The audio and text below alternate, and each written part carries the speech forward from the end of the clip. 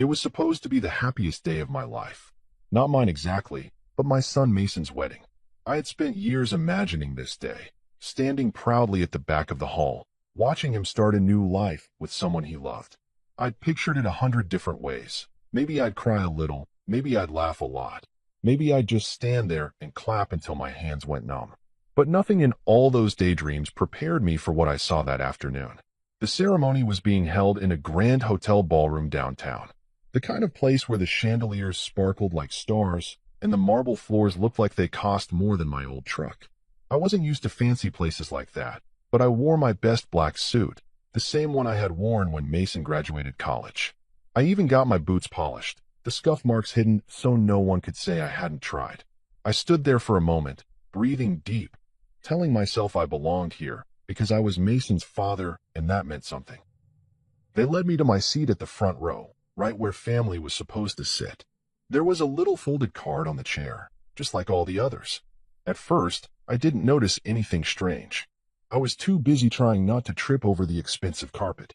But when I finally bent down to look, my heart stopped. The nameplate on my chair didn't say Mr. Daniel Cooper, like it should have. It didn't even say father of the groom. No, it said something else. Something that burned itself into my chest so hard I felt like I couldn't breathe. Low-educated fake dad. At first, I thought it was a mistake. A sick joke, maybe. I glanced around, thinking someone would rush over, apologizing, swapping it out for the right card. But no one came. And then I heard it, the laughter. Quiet at first, like someone trying to hide it behind their hand, but it grew louder, crueler. When I lifted my eyes, I saw them, Claire's family, the Whitmores. Her mother, Judith, trying to cover her mouth as she laughed. Her father, Dr. Richard Whitmore, smirking like he had just seen a dog wearing a tuxedo. My ears burned. My palms started to sweat. I looked over at Mason, standing near the altar, straightening his cuffs. He hadn't seen it yet. Thank God he hadn't seen it yet. I stood up slowly. My first instinct was to leave. Get out of there before Mason noticed, before anyone else had a chance to point and laugh. My legs felt heavy, like they didn't want to move, but I forced them to step away from that awful little card. I made it halfway to the side door when I heard a voice, sharp and clear above the noise. Dad, wait. I stopped. I turned around, and there he was, Mason, jogging down the aisle toward me, the jacket of his navy blue suit flapping behind him. His face was red, not from embarrassment, but from anger. Real anger, the kind I hadn't seen on him since he was a teenager and someone tried to steal his bike. He reached me and grabbed my arm, squeezing tight. His voice shook a little when he said, Dad, let's go home. For a second, I just stared at him, too stunned to speak. I could feel every eye in the room on us, waiting to see what would happen next. But when I looked into Mason's face, into those familiar brown eyes that had once looked up at me from a crib, I knew what I had to do. I nodded. Together, we turned our backs on the ceremony, on the polished floors, the glittering chandeliers, the people who thought they were better than us. I could hear whispers and gasps behind us, but I didn't care. Mason didn't care either. His hand stayed firm on my shoulder, like he was shielding me from every daggered stare in the room. As we pushed through the heavy double doors, I caught a glimpse of Claire standing frozen at the altar, her white dress gleaming under the lights. Her mouth was open in shock. Judith's face was twisted into something ugly, and Dr. Whitmore looked like he had swallowed a lemon. Good. Let them see what it felt like to lose something precious. Outside, the sun was blinding. I blinked hard, trying to adjust. Mason walked a few steps ahead, his jaw clenched so tight I thought he might crack a tooth. We didn't say a word until we reached the parking lot. I fumbled with my keys for a second, hands still shaking, but Mason took them gently from me. I'll drive, Dad, he said. I got into the passenger seat like I was moving through water, heavy and slow. As Mason pulled out of the lot, I stared out the window, trying to gather my thoughts. I should have felt humiliated. I should have felt crushed. And part of me did. But there was another part, bigger and stronger, that felt something else entirely: pride. Mason could have ignored it. He could have let them laugh and carried on with his perfect little wedding. But he didn't. He chose me. He chose respect over appearances, loyalty over show. He chose love. We drove in silence for a long time, the city flashing by in blurs of glass and metal. My mind kept going back to that nameplate, the ugly black letters printed so neat and bold. Low-educated fake dad. That's how they saw me. Not as a man who had worked 2 jobs to keep the lights on. Not as a father who had learned to braid hair with clumsy fingers when Mason wanted to dress up as a superhero with a cape. Not as the man who had sat up all night when Mason had pneumonia, praying to a god he wasn't even sure he believed in. No, just some fool they could laugh at. Mason tapped the steering wheel lightly with his fingers. "I'm sorry, Dad," he said finally, voice low. "I should have seen it coming. I should have known." "You couldn't have known," I said. My throat was thick, but I forced the words out. "And you stood by me. That's all that matters." He glanced over, and for the first time all day, he smiled. It wasn't a big smile, but it was real. And it reminded me of all the other smiles over the years, the missing teeth grins, the sheepish teenage smirks, the proud graduation day beam. Smiles that belonged to the boy I had raised. We didn't go home right away. Instead, Mason pulled into the old diner on 4th Street, the one we used to go to after Little League games. It was nearly empty, just a few tired truckers and a waitress wiping down counters. We sat in a booth by the window. Mason ordered coffee. I ordered pie. We didn't talk much. We didn't need to. The world outside kept spinning. The Whitmores were probably scrambling to explain why the groom had abandoned the wedding. Maybe they were still laughing at me. Maybe they were cursing me. I didn't care. I had my son. I had the kind of love no degree could buy and no cruel words could tear down. For the first time that day, sitting in that old vinyl booth, I felt at peace. They could call me whatever they wanted. I knew who I was. I was his father, and that was enough. The drive home from the diner was quiet, but not heavy. There was a peace between us, the kind that only comes after the worst has happened and you realize you're still standing. As we pulled into the driveway of our little house on Maple Lane, I let out a breath I didn't even realize I'd been holding. The porch light flickered as it always did. The paint on the fence was chipped, and the lawn could have used a trim. But to me, it was the most beautiful sight in the world. Mason got out first, unlocking the door like he had done 1,000 times growing up. I followed slowly, my legs stiff from sitting too long. Inside, the house smelled like old leather and coffee, comfort smells, familiar smells. Mason dropped the keys on the hallway table, shrugged off his jacket, and turned to me with a look I hadn't seen in years. It wasn't embarrassment. It wasn't anger. It was sadness, raw and deep. "I didn't mean for today to turn out like this," he said quietly. I shook my head. "You didn't do anything wrong." He sat down heavily on the old couch, the one we had patched together more times than I could count. I sat across from him in the recliner that had been my throne for nearly 2 decades. The same chair where I read Mason bedtime stories when he was little. The same chair where I waited up for him when he was 15 and stayed out past curfew. Memories flooded in, uninvited but welcome. I remembered the nights we spent on that couch when the power got cut off, wrapped in blankets, eating cold beans from a can and laughing like it was an adventure. I remembered how, when Mason was about 8, he'd swear he would grow up rich enough to buy me a real leather recliner. One that doesn't squeak when you lean back, he promised. I told him I liked the squeak. It reminded me the chair was alive, just like our home. I smiled at the memory, and for the first time that evening, I felt the weight on my chest lighten a little. Mason leaned forward, elbows on his knees. "You ever think, maybe I should have just married someone simpler? Someone who didn't come with a family like that?" I let the question hang in the air. It wasn't my place to tell him who to love. Love wasn't about logic. It wasn't a checklist you could cross off neatly. It was messy, confusing, stubborn. I knew that better than most. Instead of answering right away, I stood up and wandered into the kitchen. I pulled 2 beers from the fridge, cheap ones, the kind we used to split on Saturday nights after working on the truck, and handed one to Mason. He accepted it with a small smile. "You loved her," I said finally, sinking back into my chair. "You don't get to choose where your heart goes. You just hope it's going somewhere good." Mason nodded slowly, staring at the floor. I thought Claire was different. I thought she loved me for who I was, not for how much I could impress her family. I took a sip of my beer. It was bitter, sharp, familiar. Maybe she did. But love isn't just words, son. It's actions. It's who stands beside you when everything falls apart. He looked up at me then, his eyes a little shinier than before. "You always stood by me. Always will." The clock on the wall ticked loudly. Somewhere outside, a dog barked, and a car rumbled down the street. Life kept moving, even when your heart felt frozen in place. I thought back to the years that had led us here. All the moments that built the bond between us. Scraped knees and broken toys. Parent-teacher conferences where the teachers looked at me like I was a sideshow because I didn't use fancy words or wear pressed suits. Nights when Mason had the flu and I slept on the floor beside his bed, just to be close if he needed me. Days when I barely had 2 nickels to rub together, but Mason still had lunch money in his pocket. I wasn't perfect. I made mistakes, lost my temper sometimes, missed a few school plays when I couldn't get off my shift, but I never missed the big things. Birthdays, graduations, every moment that mattered. And no matter what anyone said about my education or my bank account, no one could ever take that away from me. You remember, I said, leaning back with a creak, the time you broke your arm playing backyard football? Mason chuckled. Yeah, I thought you were going to kill me. I thought you were going to kill me, I said, laughing.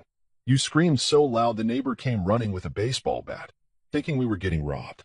Mason laughed harder, the tension easing from his shoulders.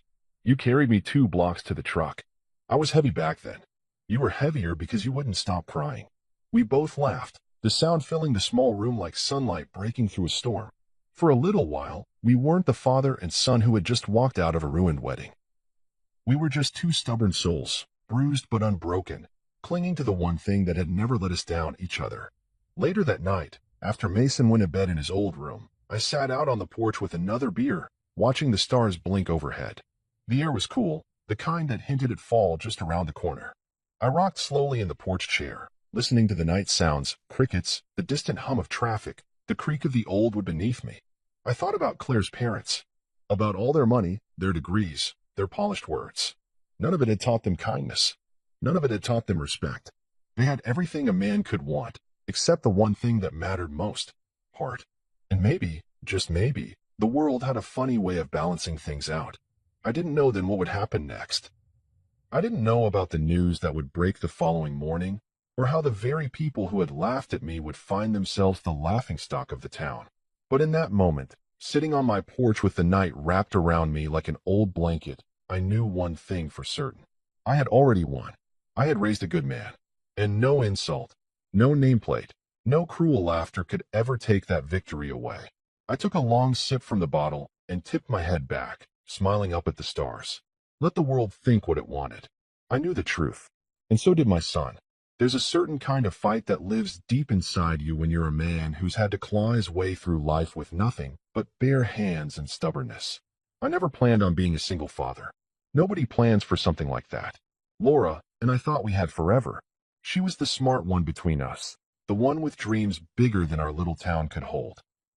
When she got sick, it felt like the world tilted sideways, and no matter how hard I tried to straighten it, it never really went back.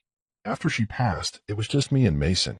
I was 24 years old with a mortgage I couldn't afford, a toddler who cried for his mother every night, and a hole in my chest so wide I didn't think anything would ever fill it. People whispered about me back then. I could hear them in the grocery store when they thought I wasn't listening. Poor kid, he doesn't have a chance. Daniel Cooper's gonna mess that boy up. He should just give the kid to Laura's parents. They've got money, education, a proper home. Laura's parents, the Holloways, didn't waste any time. 2 weeks after the funeral, they showed up on my doorstep with a lawyer and a custody petition. I still remember standing on that porch, Mason clinging to my jeans, staring down at Laura's mother with her perfect hair and her eyes sharp enough to cut glass. She looked at me like I was something she found stuck to the bottom of her shoe. Be reasonable, Daniel, she said, like she was offering me a deal and not trying to steal my whole world away. You can't possibly raise him alone. He needs better. I didn't say much. Never been the type for fancy speeches. I just told them no. Simple as that. They didn't listen.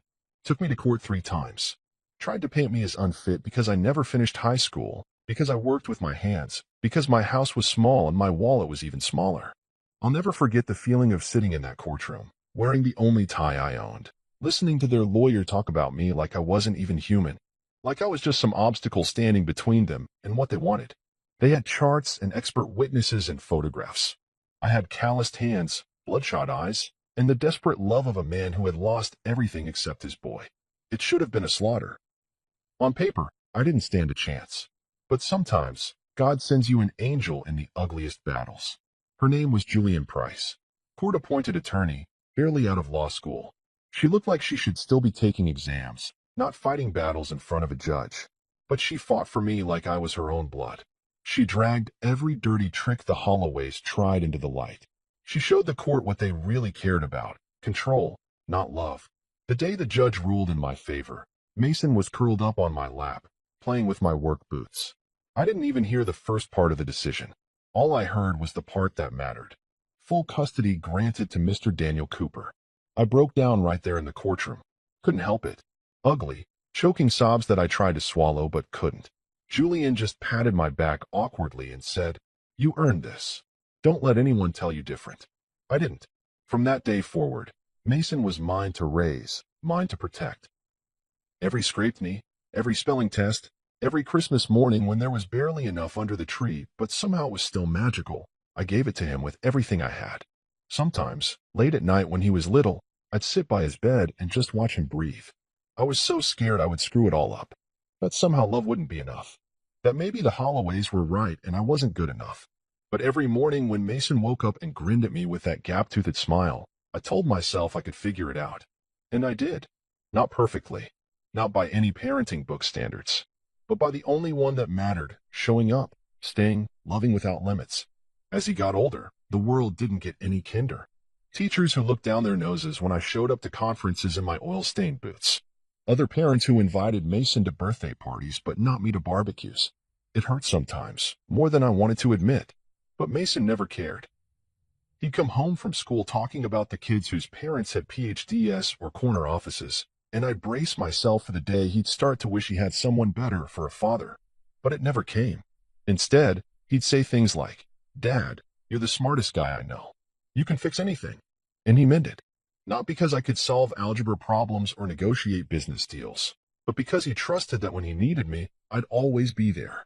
When Mason turned 15, I sat him down and told him about the court battle. Told him how close I came to losing him. I thought he deserved to know. I expected anger maybe, or sadness. But he just sat there quietly, then hugged me so tight I thought my ribs would crack. "You didn't lose me, Dad," he said. "You never will." Now, sitting on the porch all these years later, those words came back to me clear as a bell. After everything, the nameplate, the laughter, the humiliation, none of it could touch that bond. They didn't know the battles we had fought together. They didn't know the nights spent wrapped up in each other's stubborn love. They saw a low-educated mechanic. They didn't see the man who had rebuilt a whole world with 2 battered hands and a heart that refused to quit. I closed my eyes, letting the cool breeze wash over me. Mason was asleep inside, safe under the same roof that had sheltered him through scraped knees, broken hearts, and teenage rebellions. My boy, my pride, my proof that love didn't need a degree or a pedigree to be real. Tomorrow, the world would keep turning. Maybe it would bring more trouble. Maybe it would bring surprises. But tonight, in the quiet darkness of our little corner of the world, I knew this much. I had chosen to fight for Mason when it mattered most, and I would choose it again, 1,000 times over. Because at the end of it all, love wasn't measured in letters after your name. It was measured in the hands that picked you up when you fell.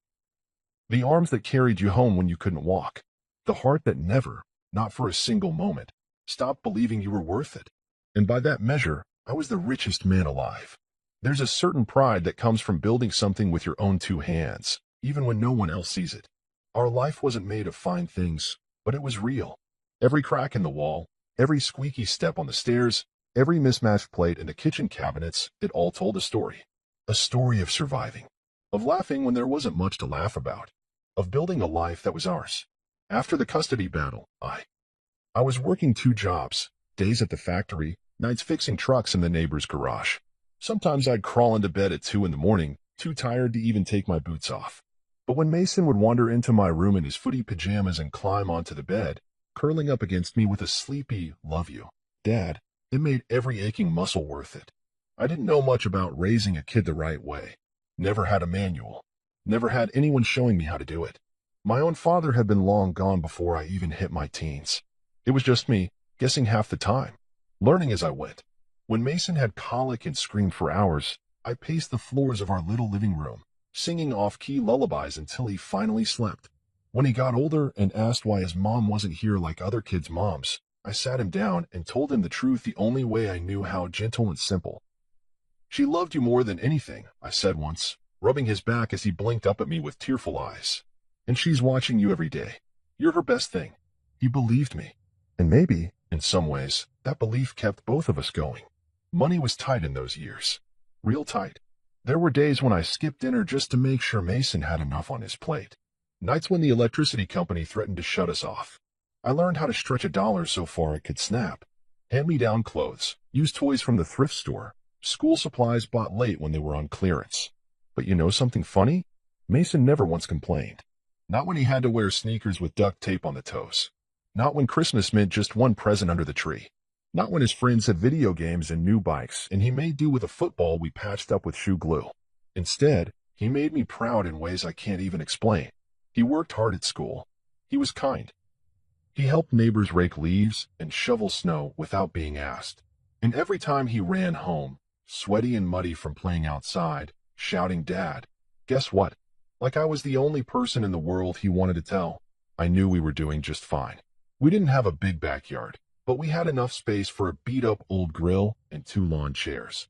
Every summer, I'd save up for a small camping trip, just me and Mason and a tent that leaked when it rained. We'd fish in muddy rivers, roast marshmallows until they caught fire, and tell ghost stories that made us both laugh too hard to be scared.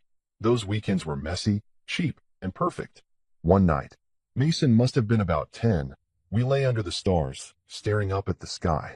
He rolled onto his side and looked at me with a seriousness that didn't match his missing front teeth. "Are we poor, Dad?" he asked. The question hit harder than any punch. I wanted to lie, wanted to tell him we were just like everyone else. But I didn't want to build our life on lies. I thought about it for a second, then said, "We don't have a lot of money, but we're rich in the stuff that matters." He frowned, confused. "Like what?" "Like love. Like laughs. Like always having someone who's got your back." He nodded thoughtfully, like he was storing that answer away somewhere deep inside him. Then he grinned, crooked and full of life. "Then we're the richest people ever." I laughed so hard that night I scared off half the wildlife in the woods. Time kept moving forward, faster than I liked. Mason grew taller, sharper, smarter. He never made me feel small for not knowing the things he was learning in school. Instead, he came home and patiently taught me about algebra, history, and science experiments that half the time ended with the kitchen smelling like burnt sugar. When he made it into college, full scholarship, no less. I stood in the driveway the day he left, pretending I wasn't wiping my eyes on my sleeve. He hugged me so tight my ribs ached. "I'll make you proud, Dad," he whispered. "You already have," I choked out. The house felt empty without him, but I kept busy. Fixed up an old motorcycle I'd been meaning to get running for years. Started volunteering at the local youth center, teaching kids how to work on engines. It felt good to give back a little, to pass on what I knew. Every Sunday, like clockwork, Mason would call. Sometimes from his dorm room, sometimes from the library, once from a rainy street corner because his umbrella broke and he wanted to tell me he aced his chemistry exam. No matter how busy he got, he never forgot where he came from. And then, years later, came the day he called me with shaking excitement in his voice. "Dad," he said, breathless, "I met someone. Claire." At first, I was just happy he was happy. She sounded nice, polite, sweet. Maybe a little polished around the edges, but love smooths out the rough spots, right? I didn't think much of it when Mason said her parents were a little formal. Thought maybe they'd warm up once they got to know us. I didn't realize then how much they saw people like me as invisible, as less than, as something to be tolerated at best and humiliated at worst. Maybe I should have seen it coming. But love has a way of making you believe in the best, even when the warning signs are flashing. Still, no matter what happened at that fancy wedding, no matter what bitter laughter tried to rewrite our story, it couldn't erase the life we built together. A life made of hard work and harder love. A life built with calloused hands, stubborn hearts, and the kind of bond that mockery couldn't even scratch. I sat back in my chair that night, listening to Mason's soft breathing through the thin walls of the house, and smiled. They thought they could measure a man by the clothes he wore or the school he graduated from. They had no idea how rich we really were. Growing up, Mason never made me feel like he was embarrassed of me. Not once.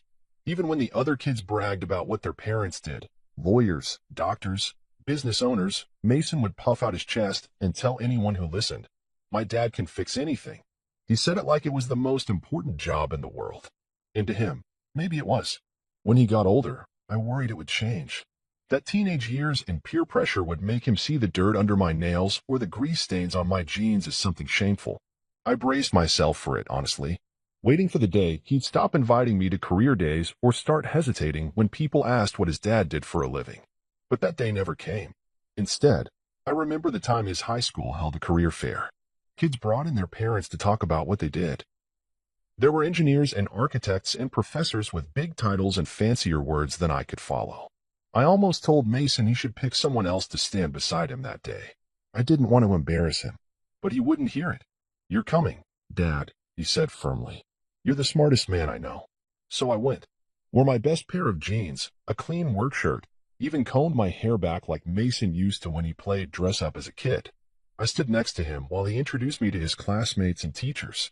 "This is my dad," he said, proud as anything. "He's a mechanic. He can fix cars, trucks, lawnmowers, anything with an engine. He even built a go-kart for me from scratch when I was 10. The kids' faces lit up. Some teachers smiled politely, but a few genuinely looked impressed when Mason told them about how we used scrap parts and still made that little go-kart run like a dream. Driving home that night, Mason leaned over and said, "Some dads wear suits, but mine can build things with his hands. That's way cooler." I don't think he realized what that meant to me. Maybe he never will. Even when he left for college, surrounded by kids from rich families with polished backgrounds, he never stopped being proud of where he came from. He'd send pictures of him in his dorm room, grinning like a fool, a poster of a classic Mustang behind him, a car we had rebuilt together one long, greasy summer. Once, during his second year, he brought a few friends home over break. I worried what they'd think of our small house, the cracked driveway, the second-hand furniture. But Mason acted like it was a palace. He showed them the workshop out back where we had spent countless weekends. Told them stories about learning to change oil before he learned to drive. He even pointed proudly at my old recliner in the living room and said, "Best chair in the world." Sat there every night listening to my dad's crazy stories. And when one of his friends joked about the tiny kitchen, Mason just laughed and said, "Yeah, but you've never had burgers better than my dad's." He made me feel like I was 10 feet tall. That's what love does. It doesn't hide you in the shadows. It shines a light on you, even when the rest of the world looks away. Claire entered his life not long after that. I could tell he was head over heels from the start. He talked about her like she was made of sunlight. She was smart, top of her class, working toward a career in international law. Mason couldn't stop grinning whenever he mentioned her. The first time we met, she was polite, a little stiff maybe, but kind enough. I chalked it up to nerves. Not everyone knows what to say to a man who makes his living elbow deep in engines. Her smile was tight, her words careful, like she was afraid to step in oil just by standing next to me. But Mason looked at her like she hung the moon, and that was enough for me. It wasn't until later, at family gatherings and dinners, that I noticed the small cracks. The way her parents would talk over me at the table, using words meant to confuse or belittle. The way Claire would sometimes wince when I mentioned work, like I had said something uncivilized. The way she introduced me to her friends once, not as Mason's dad, but as the man who fixed our car. Still, I told myself it didn't matter. Maybe I wasn't their kind of people. Maybe they just needed time. Maybe love could smooth it over the way it always had before. But now, looking back after what happened at the wedding, I realize love alone isn't always enough to bridge certain gaps, especially the kind built from pride and prejudice. I remember one particular conversation with Mason about 6 months before the wedding. We were fixing up the porch swing, replacing a few rotten boards. He was hammering away while I held the new slat steady. "You think Claire's parents like me?" he asked, out of nowhere. I shrugged, careful with my words. "They don't know you like I do. Give it time." He nodded, but the furrow between his eyebrows stayed. "Sometimes I think they see me as." "I don't know. Not good enough," he muttered. "More to the nails than to me." I set down the slat and wiped my hands on my jeans. "Listen, son," I said carefully. "Some people are born thinking they're better than others because of where they went to school or how many zeros are on their paycheck. That's their problem, not yours. You measure a man by how he treats the people who can't do anything for him. By his heart, not his wallet."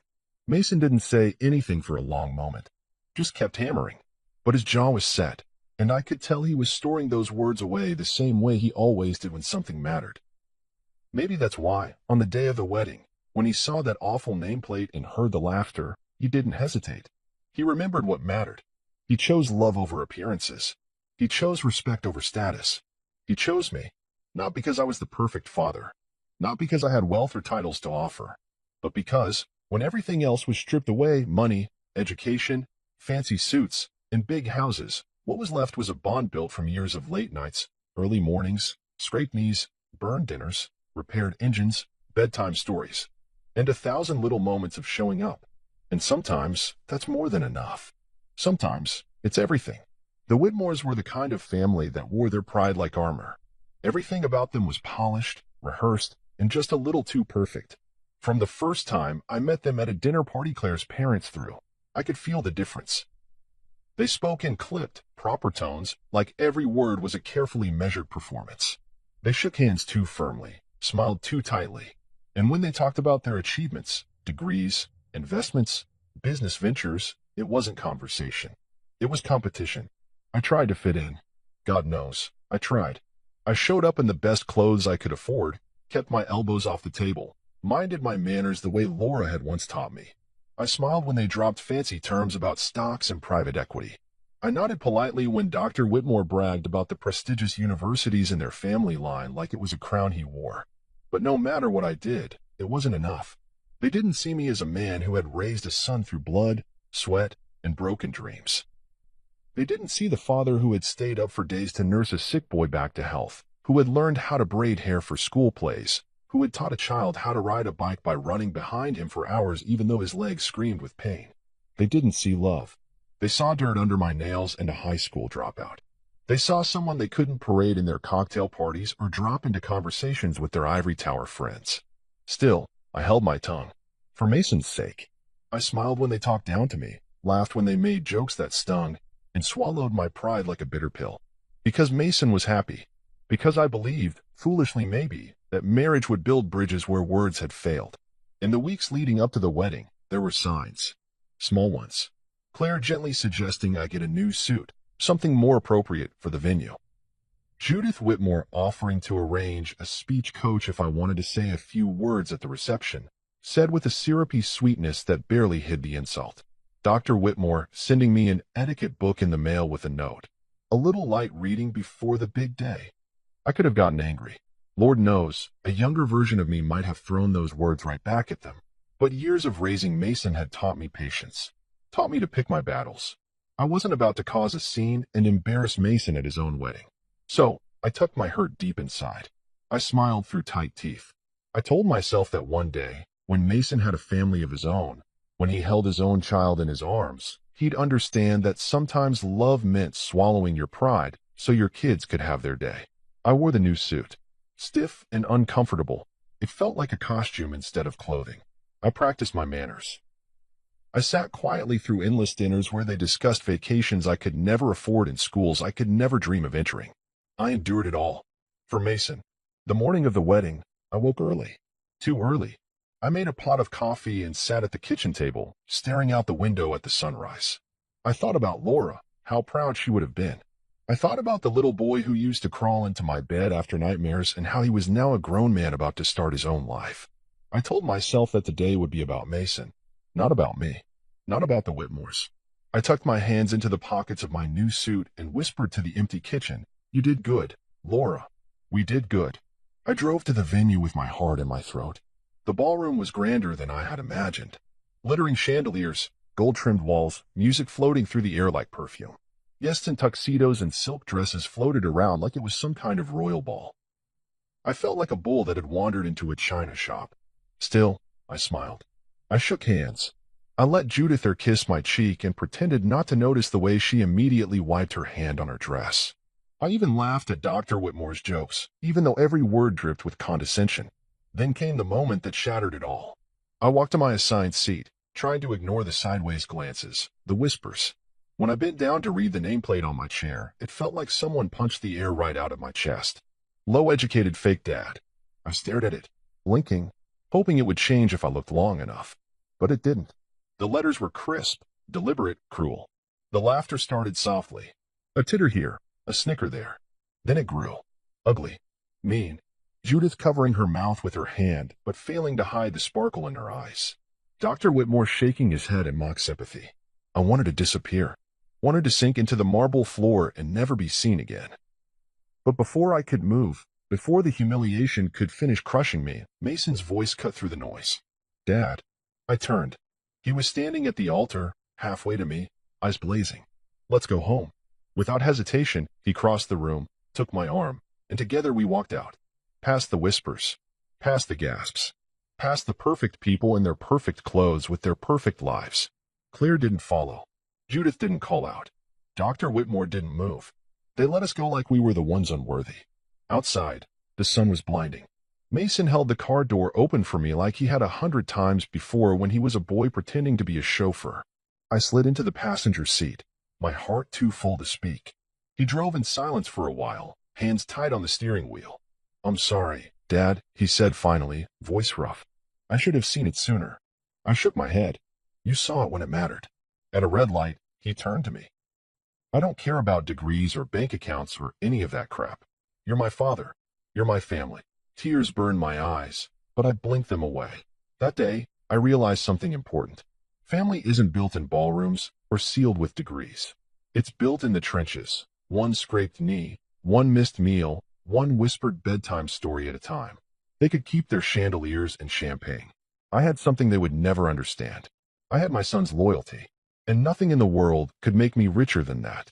The morning after Mason's wedding, that wasn't. I woke up before the sun. I couldn't sleep, no matter how tired I was. My mind kept replaying everything from the night before. The mocking laughter, that awful nameplate, the heavy silence as we left the ballroom. I sat on the porch with a mug of coffee that had gone cold in my hands, staring out into the gray light of dawn. The world was still turning. Birds were singing. Somewhere across town, people were waking up to their ordinary lives. But for me, something fundamental had shifted. I wasn't angry, not exactly. I was past anger. What I felt now was something deeper, heavier. A sadness for the way people could twist love into something cruel. I wondered what would happen now. Mason hadn't said much after we got home last night. Just sat on the couch for a long time, staring at nothing. He finally fell asleep sitting up, head tilted against the wall like he had when he was a kid riding in the back seat after a long day. I didn't wake him. I just covered him with a blanket and sat nearby, keeping watch like I always had. I was sipping my second cup of coffee when I heard the rumble of an engine pulling up. I squinted down the driveway and saw Mason's old pickup rolling in, a little battered, a little dusty.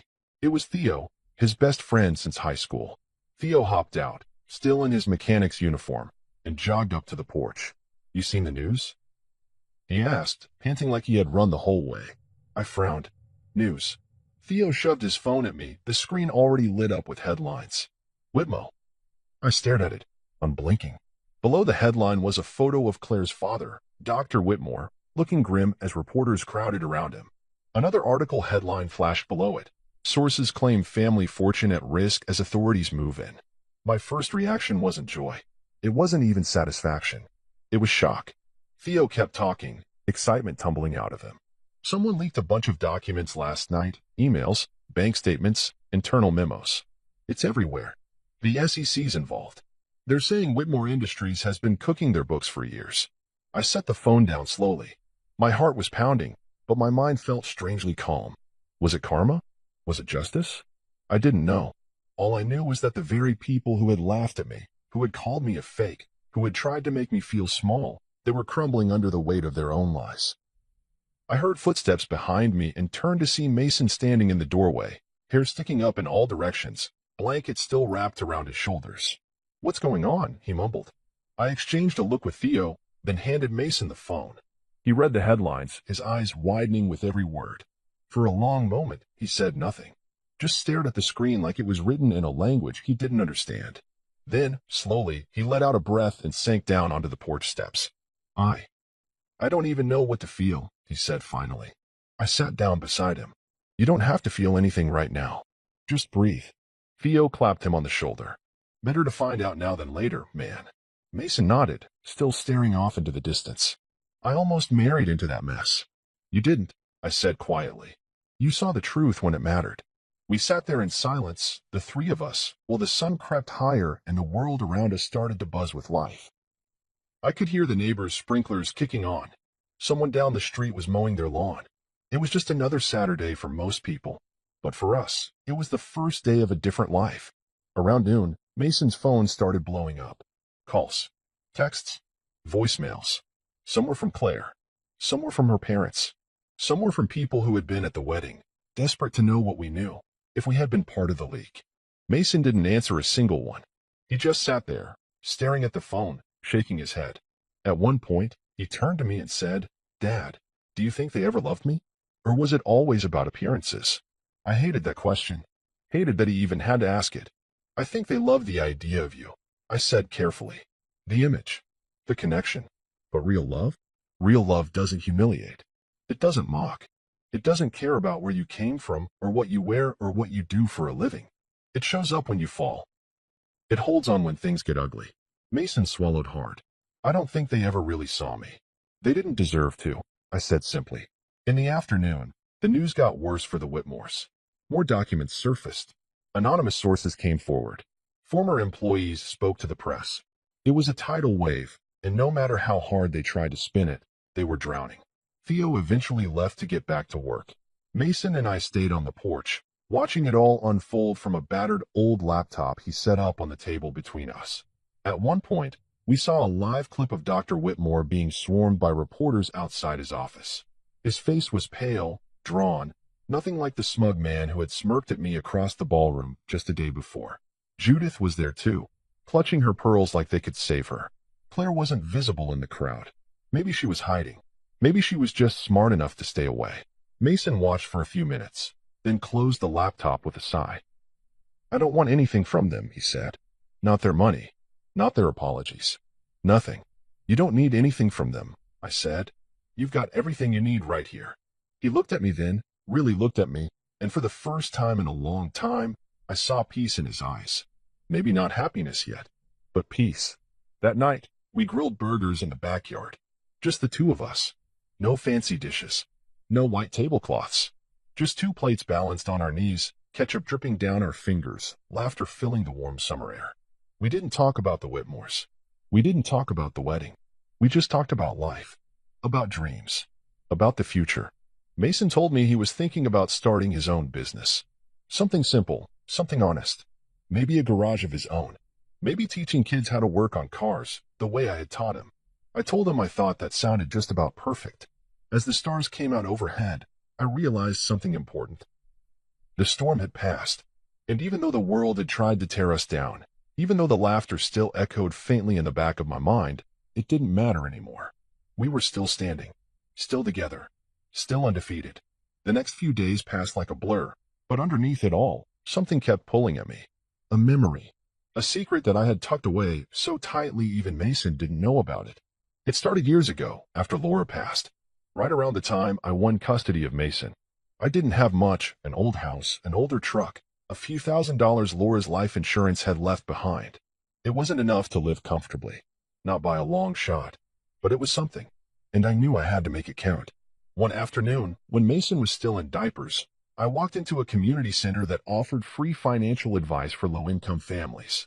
I didn't know anything about stocks or investments. I barely understood savings accounts. But I sat through every workshop, read every battered pamphlet they handed me, and asked 1,000 questions. I wanted to be ready for anything life threw at us. It was there I learned about investing small amounts into companies. Not big flashy gambling. Smart, patient investing. Little by little, year after year. And funny enough, one of the companies I had put a small chunk of Laura's insurance money into was Whitmore Industries. Back then, they weren't the giant they became later. Just another mid-sized manufacturing company. Their stock was cheap, their prospects decent. I figured why not? It wasn't a fortune, just a few $100s here and there. Enough that, over the years, as Whitmore Industries grew into a giant, so did my shares. I didn't tell anyone, not because I was hiding it, but because it didn't seem important. It was just a quiet thing I did in the background, like fixing the leaky faucet or making sure Mason had enough money for school books. By the time Mason went to college, I had accumulated a surprising number of shares, enough to be considered what they called a minor silent investor. Not enough to sit on their board or throw weight around, but enough that when I sold them, someone would notice. I hadn't touched those shares in years. They just sat there, quietly growing, like a tree planted in a forgotten field, until the night of the wedding. When I saw that nameplate, when I heard the laughter, something in me snapped. Not in anger, not in revenge, in clarity. The people who sat there, mocking me, thought I was nothing. They didn't know I owned a small part of the empire they bragged about. They didn't know that with one phone call, I could make their comfortable little world tilt sideways. So I did. I waited until Mason and I got home, waited until he had fallen asleep on the couch, blanket pulled up to his chin like he was a boy again.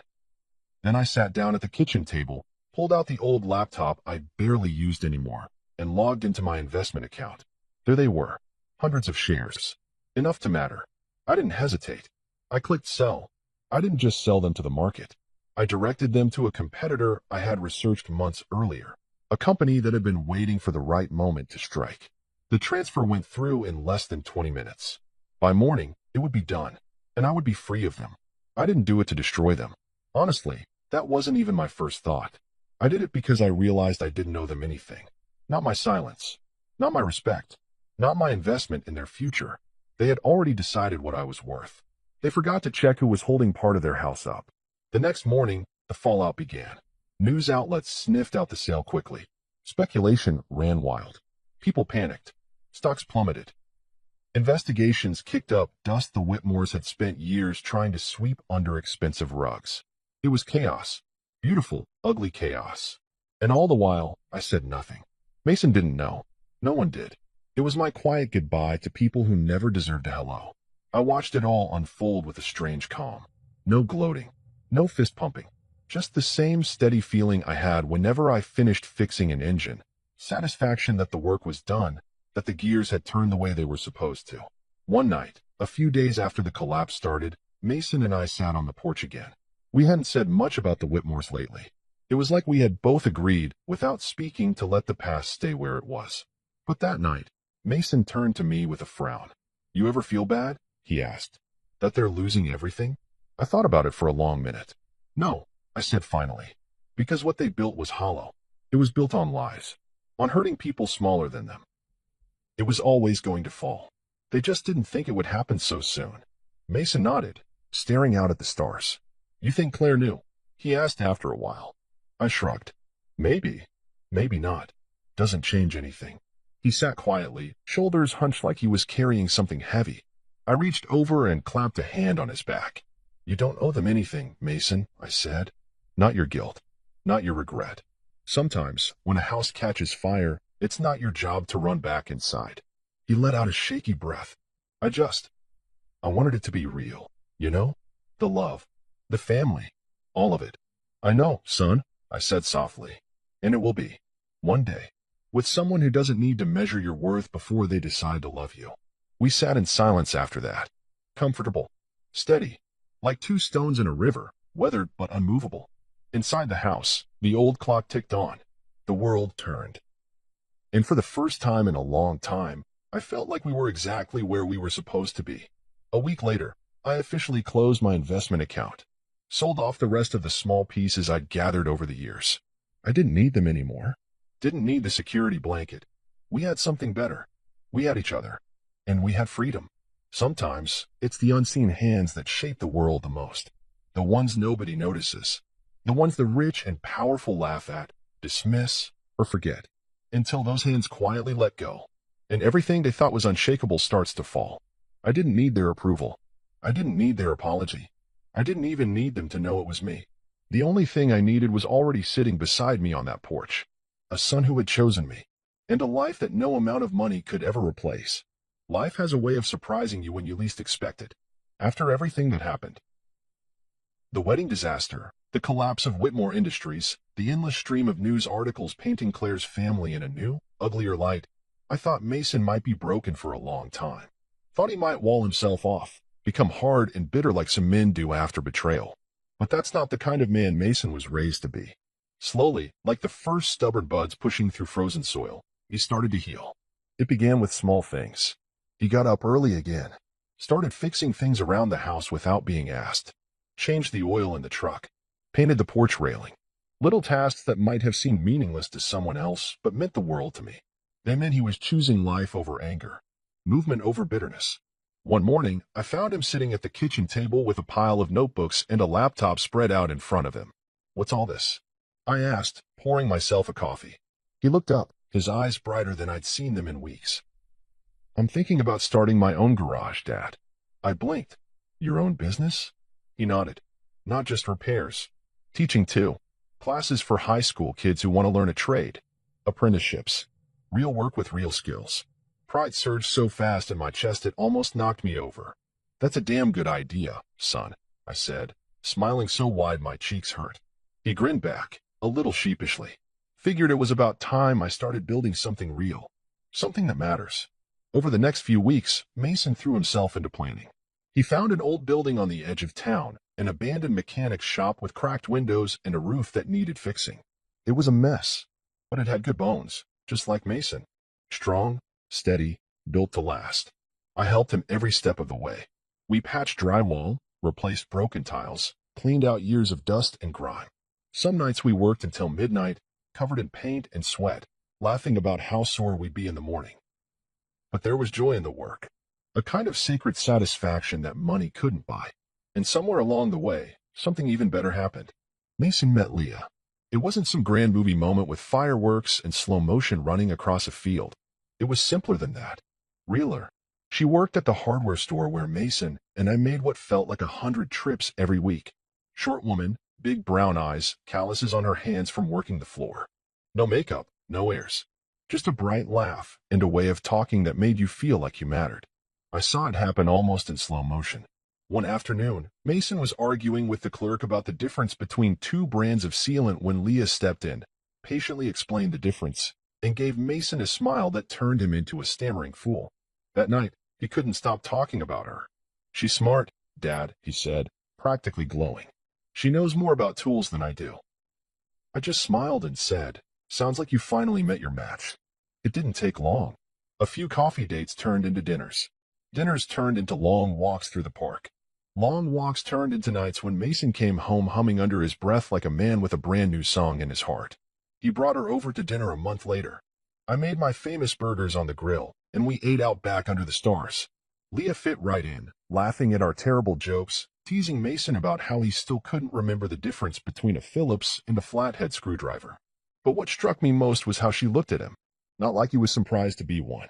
Not like he was a stepping stone to a better life. She looked at him like he was already enough. And for a man who had spent too many months questioning his worth, that look was everything. Later that night, after Leah had gone home and Mason and I were cleaning up, he turned to me, shy and serious. I think she's the one, Dad. I clapped a hand on his shoulder. You'll know. When the time's right, you'll know. And he did.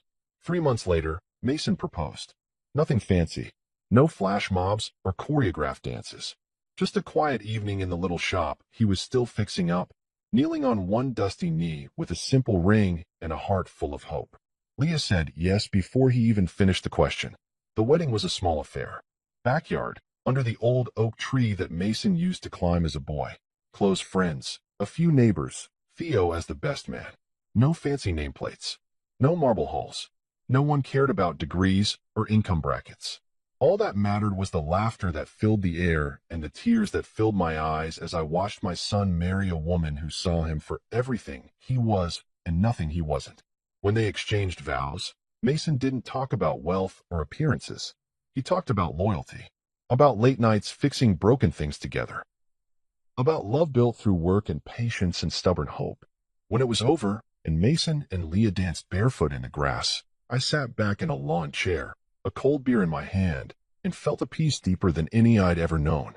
We had come full circle, from a courtroom where I fought to keep my son, to a ballroom where they tried to laugh me away, to a backyard where real love finally stood tall and proud. Later that night, Mason found me sitting on the porch steps, watching the stars. He dropped down beside me, still in his wedding clothes, tie loose, hair a mess from all the dancing. Thanks for everything, Dad, he said quietly. You did this yourself, son, I replied. You built this life. You chose it. He shook his head. I wouldn't have known how to choose it if you hadn't shown me first. For a long moment, neither of us said anything. Just sat there, shoulder to shoulder, the night wrapping around us like a blanket. And I realized something. The battles I had fought, the humiliation, the sacrifices, the loneliness, they had all been worth it. Every scraped knuckle, every sleepless night, every whispered prayer when I didn't know how we were going to make it. Because they led to this. To a son who knew what real love looked like. and a life richer than any fortune could buy. Sometimes I sit on the porch in the evenings, a cold drink in my hand, watching the sunset bleed across the sky. I rock slowly in my old chair, the wood creaking under my weight, and I think about the life I built, not with bricks or blueprints, but with hands that stayed steady when the storms came. I watch Mason through the open window, inside the house he helped rebuild with Leah. Their twins, Lily and Jack, tumble across the living room floor, a blur of giggles and tiny socked feet. Leah chases them, laughing breathlessly, while Mason pretends to be a growling bear, crawling after them on all fours. Their home is simple, like mine always was. No grand chandeliers, no marble floors.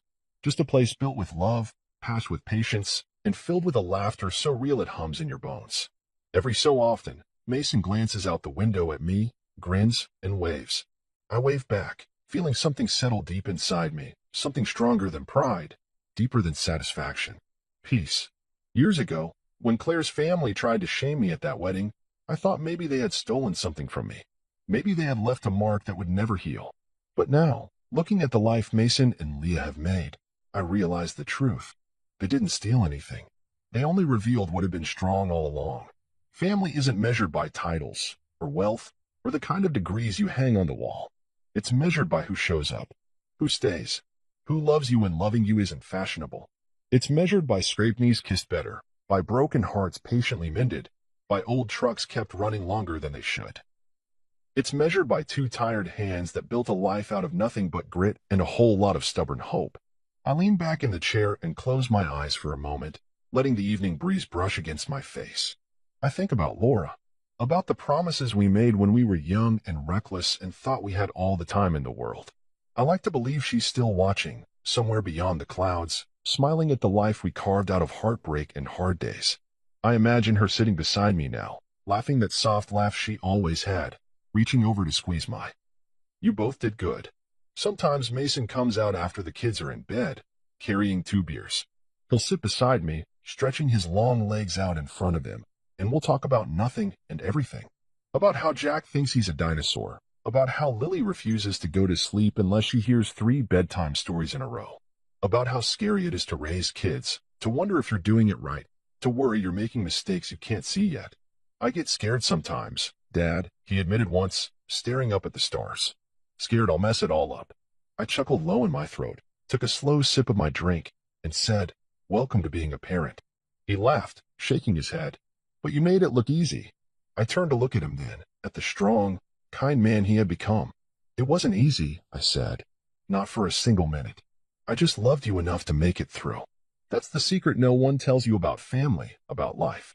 It's not about getting everything right. It's not about never falling down. It's about getting back up. Every single time. About showing up even when you're tired, even when you're scared, even when you don't have a clue what you're doing. It's about loving so hard that all the broken pieces start to fit together in new ways." And sitting there beside my son, under a sky full of stars, I realized something else. The Whitmores had laughed at me once, called me a low-educated fake dad, tried to paint me as less than. But none of that mattered anymore.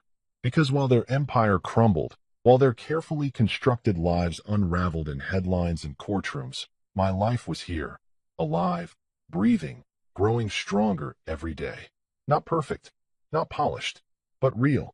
Mason built his garage up from the ground. It's a small place with grease-stained floors and a giant hand-painted sign that reads, "Cooper's Garage. Honest work, honest people." Every day, kids from the high school come by after classes to learn how to fix engines, change oil, patch tires. Mason teaches them with the same patience I once taught him. Leah runs the front office, twins strapped to her hips more often than not, managing invoices and ordering parts with a baby on each arm. Sometimes when I visit, the kids call me Mr. Cooper or Coach and ask me to show them tricks on old carburetors. I teach them everything I know, just like I did with Mason. Watching them grin with grease on their faces, I realize that somehow, without even planning it, we built something bigger than just a life. We built a legacy, a place where kids who felt overlooked could find pride in their hands, in their skills, in the knowledge that they mattered. And Mason, he stands at the heart of it all. Not because of a fancy name, not because of a silver spoon, because he knows what real value looks like, because he was raised on it. One night, after a long day at the shop, Mason found me again on the porch. He sat down beside me without a word, handed me a cold beer, and stared out at the fields stretching under the moonlight. After a while, he spoke. "Thanks for fighting for me, Dad. For everything." I clinked my bottle against his and said, "Always." Because that's what real fathers do. They show up. They stay. They love even when it's hard, when it's messy, when the world tells them they're not enough. They prove the world wrong, not with speeches or money or shiny things, but with the simple, stubborn act of being there. And tonight, as I sit here rocking under the wide open sky, I know that no matter what the world tried to say about me, I was never a fake father. I was never low anything.